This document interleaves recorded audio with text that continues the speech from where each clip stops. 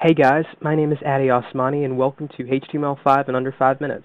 In today's presentation I'm going to be teaching you all about HTML5, what it can do for you, and how to use it through a few code snippets. So let's get started. Semantic document structure. HTML5 introduces a new semantic structure for pages, which was previously handled using div, span, and other elements with class and ID attributes.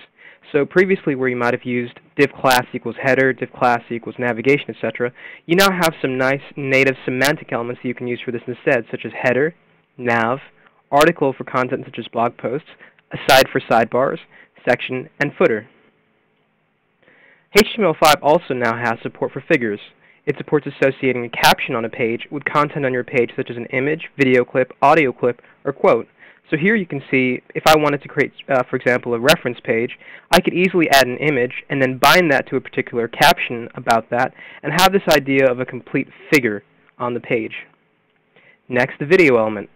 This new element allows you to natively embed video streams in your page without needing any third-party plugins such as Adobe's Flash or Windows Media Video, for example.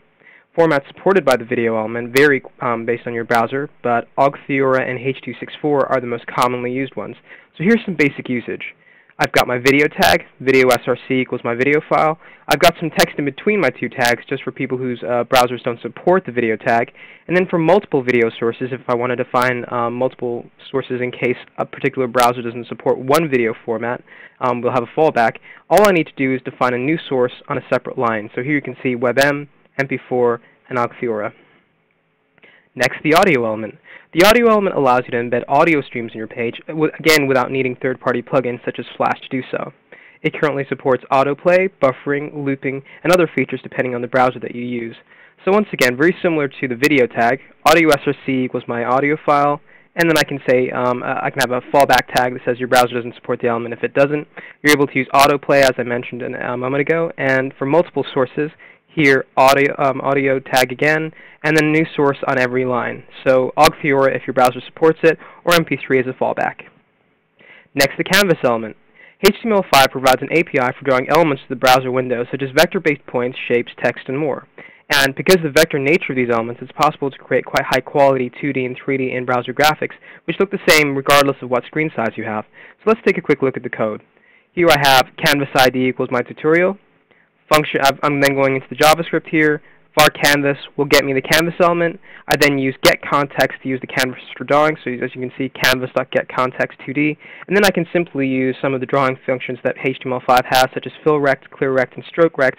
And these actually create a square with a line around them, just as an example. HTML5 also has the simplest doc type ever. These have caused quite a bit of confusion in the past, but HTML5 simplifies this by making the doc type as easy to remember as possible. So all it is doc type HTML. HTML5 also allows you to easily add links around block level elements instead of having to do this for each element inside the block itself. So here, for example, I have a list, and I have an li element with an image inside it. Now, instead of me having to add an ahref to the li and then having to do another one for the image or any other content inside there, I can now easily just add an a around the entire li and everything inside it will be clickable. HTML5 also has great support for client-side storage. Its session storage allows you to store session data for a single window, in a much similar way to the way that we currently use cookies. So, for example, session storage.setItem, my particular piece of data, session storage.getItem, the name of that data, and then session storage.removeItem. It also has a local storage feature which allows websites to store lots of information across sessions to improve performance and reduce the number of queries you need to make to the site. So for example here, global storage, globalstorage.com specifies information that's only available by sites that end in .com, etc. HTML5 also supports client-side databases. So for example, here I'm using var database equals open database. I can execute an SQL query on that, and I can use the information. All of this works on the client side with a built-in SQL server that's inside your browser, and it's often referred to as a local SQL database. Cross-document messaging is also supported, and this means that I'm able to communicate between multiple iframes, for example, in a safe, secure manner using post message. Here you can see I'm calling a particular iframe and saying post message, and I'm then using the add event listener for a message in the second iframe, waiting to hear a response from that. And that's it for this brief tutorial on HTML5. It's currently supported in many of the current popular browsers, and you can check out some examples today. If you'd like to follow me, you can do so at Adi Osmani, and that's on Twitter. So thank you for watching this presentation.